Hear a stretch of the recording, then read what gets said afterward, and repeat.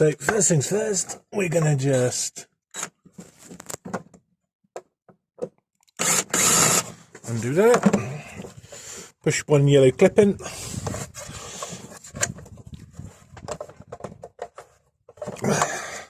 and give it an old airbox a pull up, like so. And there we go, one airbox removed. Professionally removed.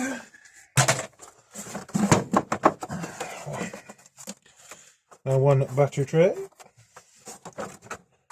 Oh, come on. Dead cat.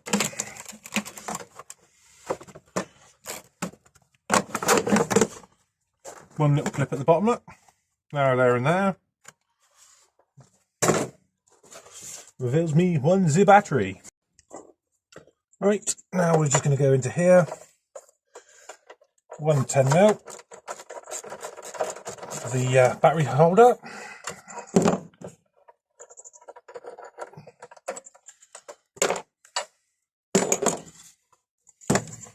Disconnect the earth. Remove one battery. Now we're going to get, I think there's 13s on there. There's 4 of them. 1, 2, 3, 4, 5. My bad. And we'll get that out.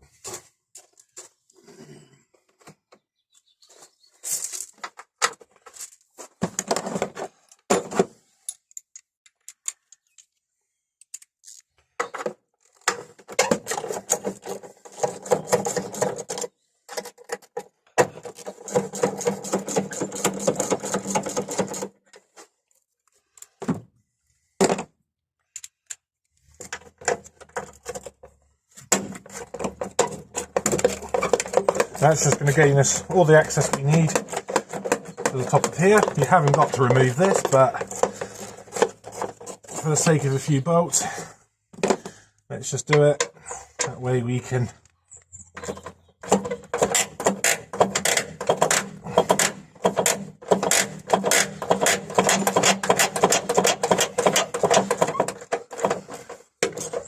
power tools.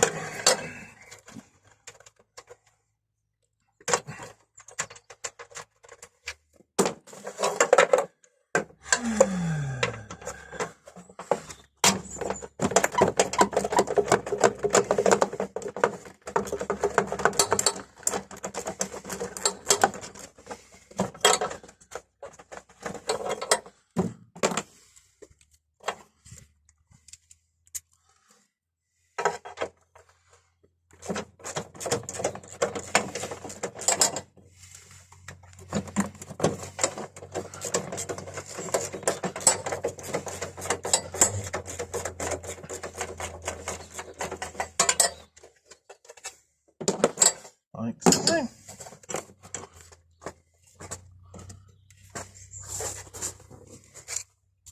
Now, they do like to put their things in.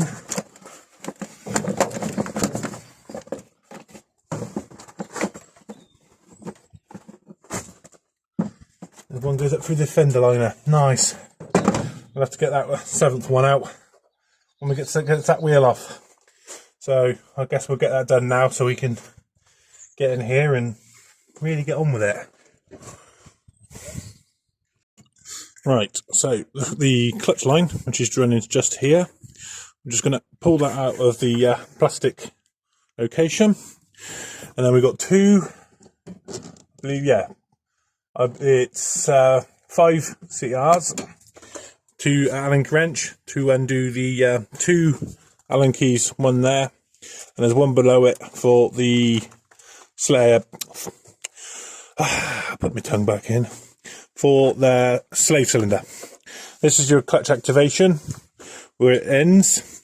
So what we're going to do is we're going to take this all off as one, sit this up here, up at the side, so we ain't got to touch the clutch lines, disconnect anything, and we ain't got to bleed no clutch lines or anything like that at the end. So let's dive some more into it, and I'll get you guys caught back up once I've taken these 2 awkward Allen keys out.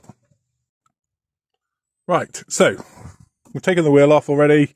I mean, I'm not going to explain to you how to take the wheel off, because if you don't know how to do that by now, then you shouldn't be this far. Right, so we've got a plastic clip there, a plastic clip there, and a big gaping hole there, a zip tie that's holding that on, and some plastic clips here, look, that are currently missing. So it's kind of already beating me to it. So what we're going to do with these little clips here, all we do is we just push them in like so. Being quite.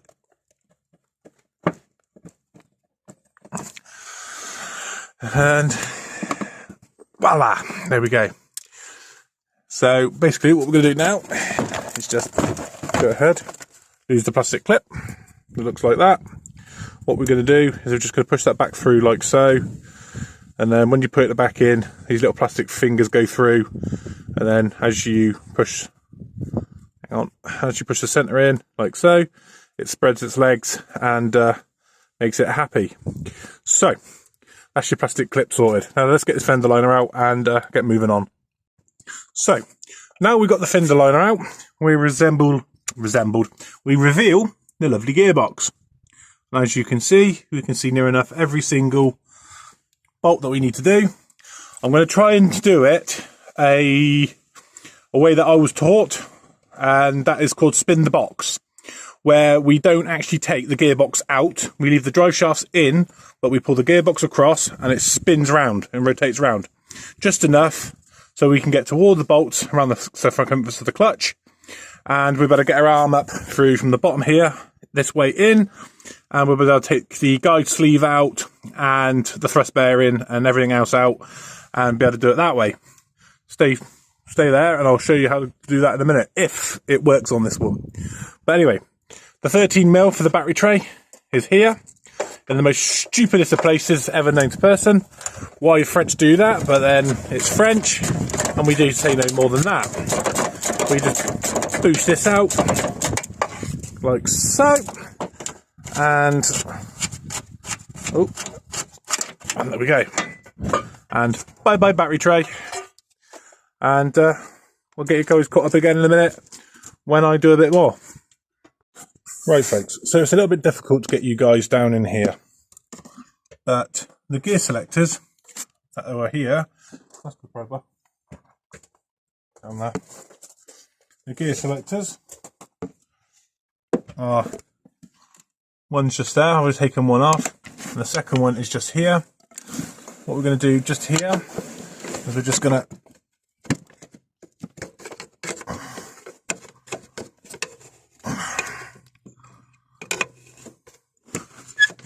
can't do this one-handed. There we go. Just prise him out. And down here, as you can see, it's a little bit tricky. Is we're just gonna pry bar in, twist it. There we go. Oh no, it's gonna be one of them today. There we go. And she's now off. So a little bit of pry bar, just a spanner. I prefer to use a spanner, but I'm just too lazy to get one. But I usually put a spanner underneath it, just a bit bigger than the thing, and just push it up. Right, just very quickly, while I still have it all in my mind, and it's on topic, the bottom gear selector, at the very, very bottom here, so this one is your left and right inside the car, and this one,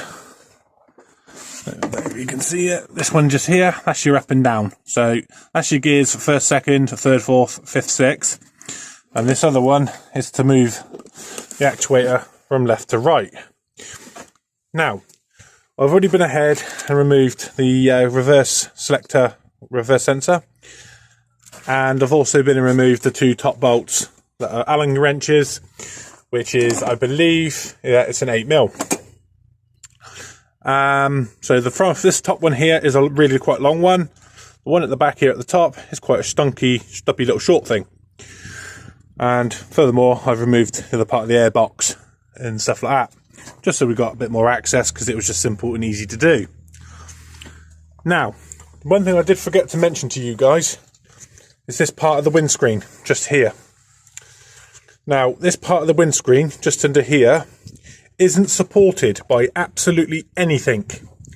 So if you was to put your hand here and say try and pull the gearbox back up, you will break the windscreen on these. I don't know why Peugeot done it. It's an absolute crap design. I mean, somebody comment below why they have the windscreen come down like this and it swoops down. So it comes down like that, and it comes right down, comes along here. It's almost like it's to support this, which supports all of this. But like I say, you put your hand on the bottom of here, right on the very bottom here, you will break your windscreen. So do take that into consideration. Speaking from experience, folks. So, forewarned is full told is full warned. Right, so you join me under the car now. There's one bell housing bolt. So they're 5mm, I think whatever it is, Allen wrench. There's one of the bell housing bolts there. And there's another one just here by the exhaust. But this is supposed to have a bracket that comes to here, look. Here and here. The bolts to that. Obviously the bracket's missing. You know, we're not going to be too worried about it. Now, if I bring you guys further up, as you can see, when she zooms in and focuses with my hands in it.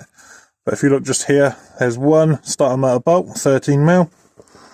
If I come a bit further back here and show you guys, there's the other 13mm starter motor bolt. And there's one at the top, so that gets the starter motor out, and we're really cracking on now. And there's two more Allen keys just there for the bell housing.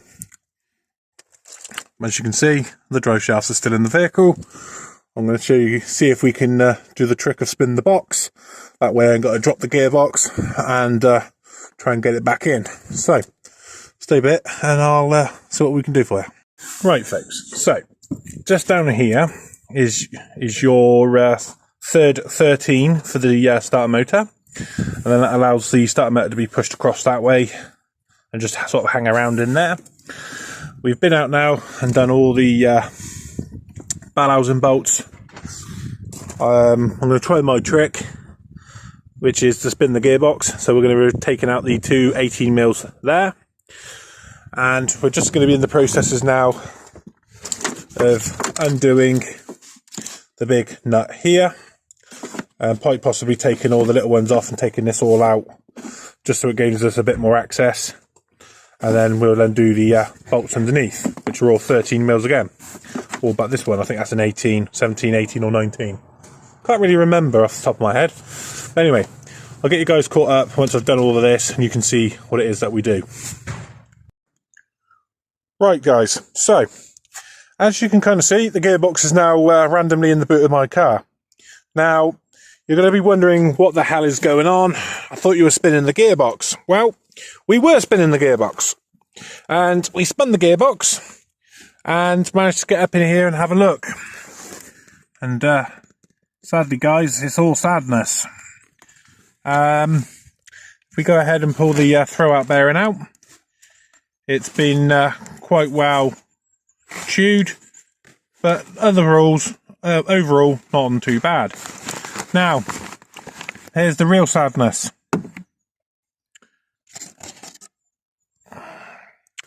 Here's the real sadness. This is gone. The sleeve that the throw-up bearing rides upon. Now, I don't know whether this sleeve is broke, and then as you activate the clutch and put the clutch in and out, and it rides on here, on the sleeve, whether or not that this has been slowly pushed back inside the gearbox. And basically, what's happened is this, folks.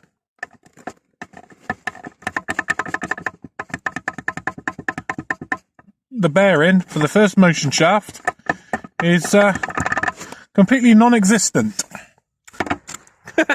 So, that's all I can say really, folks. That's why we haven't filmed the other parts and bits and pieces of it. But I'll show you guys what to do, how to do it, and what I've done. when I get back. So we'll be a little while yet. Right folks, so after what I was saying to you about just a minute ago, this is your thrust bearing. Okay. This is the sleeve, should we call it?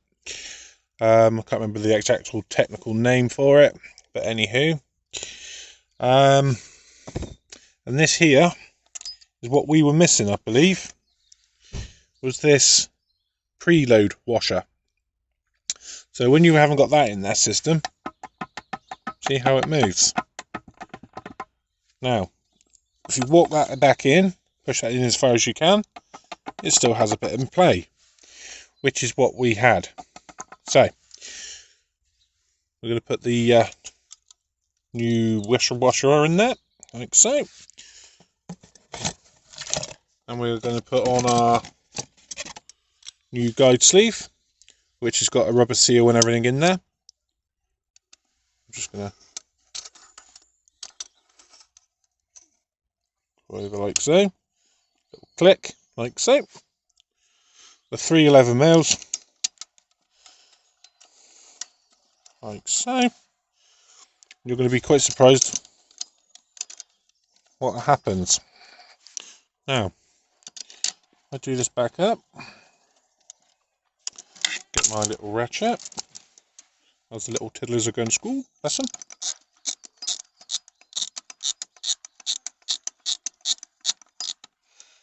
Now, I didn't know this was supposed to have a washer behind there until I went to this local scrapyard and there was one there. And I wondered what it was for, so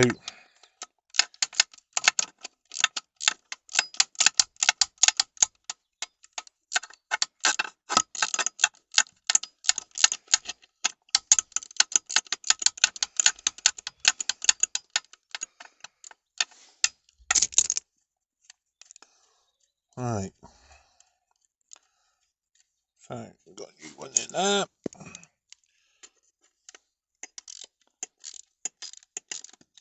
Also, it pays to pay attention. See, look, as I'm walking it in, how all the other bolts have become loose. So what we've got to do is just make sure that we're walking it in the same.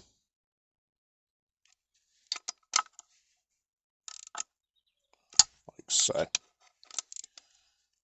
Now, if my calculations are correct, I'll get my torque wrench in a minute.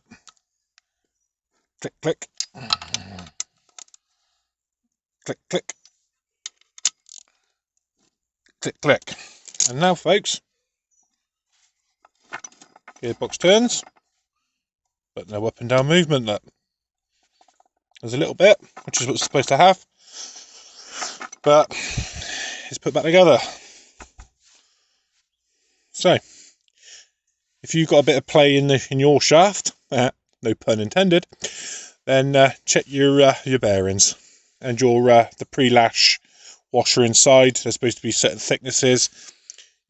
I can't seem to find the link for it again, and what I found to share it with you guys, because it would have been quite kind of helpful. But basically, that metal washer in there, there's like a couple of sizes, and that sets your pre-lash. So at the end of the day, I'm going to call that good on that. Right, so after we've done all our preloads and everything, we're going to clean our ball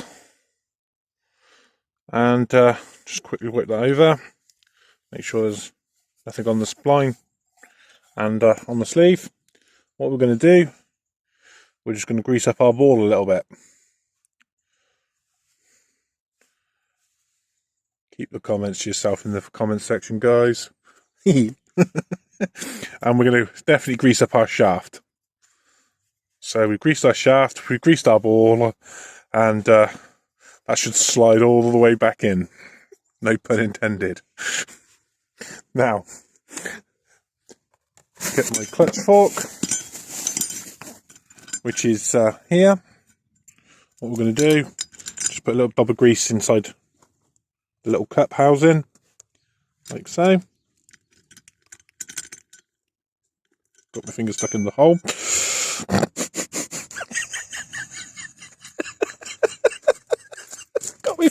I got my finger stuck in the hole. Oh shit.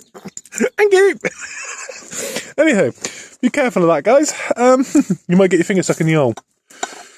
Right, so in like that. And nice and tight. New clutch fork. We're going to put the new thrust bearing on and put the clutch and everything on the car, and we'll get you guys caught back up in just a second. Right, so what we're going to do, camera gravity. Damn it. Right. Anyway, what we're going to do now is we're going to remove the Torexes around the circumference of the clutch now, using a T40 Torex, and we're going to have a look. But as you can see, look how wow this has been wallowed out by the thrust bearing, because it wasn't running centre. So yeah, I think personally this is another gear clutch has been put in here that hasn't been fitted correctly. So we'll have a look in a second. And there we go, folks. That's just how tight they are. I'll bring you back in a minute when I get them out. Right, guys, excuse the noise from in the background, but we are currently having a lot of work done in the area. But look at this clutch plate. There isn't a scratch on it. I would say, if I had to say, there would be about 10, possibly 15,000 miles on that clutch. But the reason why she's a bit worn on one side is because the person that was using this car was slipping the clutch a hell of a lot to pull away and all the rest of it.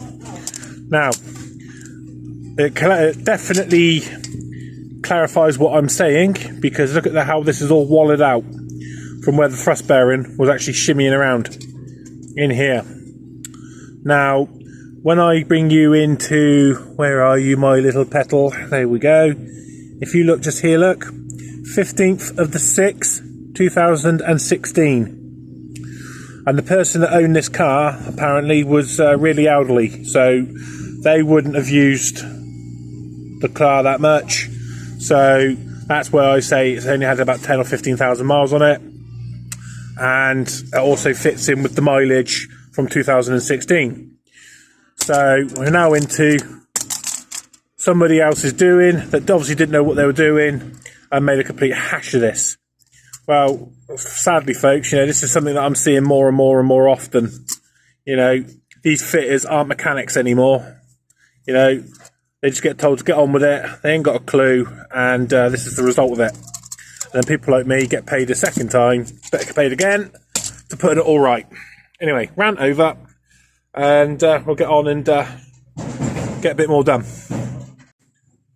Right, guys, so here's our new one. It's a hell of a lot more chunkier than the other one. That's just there. But this one's a Borg & Beck. They're a really good manufacturer, a really good make that I would trust. Now, clutch plate. I don't know if you can see that. There's nothing on this side. If we turn this side over, you'll see it says Gearbox side. So the Gearbox side will go inside the clutch like that. And then that will go to the flywheel. So when you start lining it up in that, we'll show you how I do that, but this side goes to the flywheel and that will go onto the engine like so. Right, folks, so we've got the clutch plate back in and all the rest of it, and what we're going to go and do is to line it up. We're going to use the Halford's Advanced Large Soot Ratchet, and we're just going to solder it in the hole. Yeah, there's a bit too much play in that one, so we're going to take that out. Oh, camera gravity, and we're going to get the next size.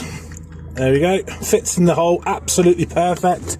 And again, so what we're going to do now is look at that all the way around the circumference, and we're going to see that that is dead in the centre. I've nipped up 3 of the bolts now. Just Just going to go around, torque them up. They're not very tight. They're only about 20, 25 newtons. They're not a great deal. People think they've got to be stupid tight, and they haven't got to be stupid tight. As we just found out when I was trying to undo it, with an impact gun on 400 newtons. That should have stripped these threads out completely. But at the end of the day, luckily we haven't. But, you know, I'm just surprised that they're that damn tight. But anyway, that's how I line up my gearbox centre splines, is like that. So we take that out, and as you can see, folks, she is, I mean, the camera angles aren't going to do it any justice, but we are pretty damn, is the swearing. So we're going to call that good. I'm going to knit the rest up, like I said, torque them up, and get you. Right, folks, excuse the background noise, but the guys are doing the piping. We've got the engine mounting back in, gearbox is all back in. We've got about 4 bolts in the gearbox. So now we're just going to go ahead, get everything sorted up, and basically just get it ticked off. Right, folks, so we've got all the barrels and bolts back in, starter motors back in, you know, same as it was before. 3 bolts, 3 13s that hold the starter motor, 2 at the top, 2 just down here, and there's 1 just above the drive shaft at the back, and then you've got the exhaust bracket one that's supposed to have the bracket on. But anywho, we're getting on now, but yeah, there we go. Right, so as you can kind of see up in here, big thing of silver. That's because I've going to be putting in new oil seals. I mean, we get a bit of oil from around the bang, around the circumference of the oil seal. Get it nice and lubed up in your fingers. Again, guys, keep the comments. Right, and then all we're doing is we're just going to put that up in there square, like so. And when she wants to do, she's told. Right. Oh, dang it. Right, let me get me both hands back and I'll get you guys showed in. Right, folks, so what we're going to do is we're going to use a 36mm socket. We're just going to tap the end on here and push it back to home, replacing the new oil seal. And basically, so we've got a nice, you can better run your finger around and you'll feel like a little ridge around the outside. And that's our new drive shaft oil seal put in. Grease it all up inside here and reinstall the drive shaft. Then we're on to the other side. Right, so we've gone ahead now and we've replaced the driver side axle shaft, the longest one. If you wish to know how it comes out through this carrier bearing, which is just above the engine mount. It's a stabilizer at the back, and to remove that you've got 2 where are we? Here we are. You've got 1 stud there, 1 stud there, and on the backs of these there's basically 1 11mm on each side. And then you undo them, you put a little pry bar in the other side on this side, and you just pull it out just slightly, and there's your bearing for your carrier. So if you're getting a lot of drive shaft vibration when you're driving as well, that could also be the cause of it. This bearing here, I mean, the light might not be helping, or this is doing any justice, but we've pretty much finished doing this job now. I'm going to knock this out, put the fender liners all back in, and call it a day, and see what we got. Right, battery's all back in, all the plastic fairing at the back of the battery's all in, all nipped up, and we've had a bit of calamity. Basically, I came in at the back of here, checked all the starter motor, and to make sure everything was all tight, because the person was coming to pick their car up, and I don't know where it's gone, but I snapped the water pipe that runs down into the back of here. I was just trying to check the starter motor again. There's the other part of it. and the pipe is supposed to go underneath here. Oh no, there it is. So basically, I put the hand down the back of there to check the starter motor, and I snapped the doodly again. So we joined it all back up, and moving on. Right, so I forgot to mention as well also that just down here, just below that battery bracket holder, there's a 17mm black nut, and that's what it's like a vent type thing on top of the gearbox. So that's what I use to fill the gearbox up. Now the gearbox uses 2 litres of gearbox oil. I've just put basic 75/90 in it because, you know, it's just a run around beater with nothing special. But we will be getting it back to do that heater matrix, which is probably going to be right under there and taking the dashboard out. I've already had a quick look on these, and luckily for me, it comes apart. Now, if I show you here, it joins here and it goes up underneath there into the bulkhead. So we're pretty lucky, but nonetheless, we'll get this sorted for the customer, and we'll have a good thing. But like I say, the customer's been really fantastic about it. You know, I can't really say much more than that, to be honest about it. But it is what it is. It's just cheap plastic crap, and it broke. And luckily it broke now, and not when the guy's on the motorway doing about 80 miles an hour. You know, speed limit, sorry.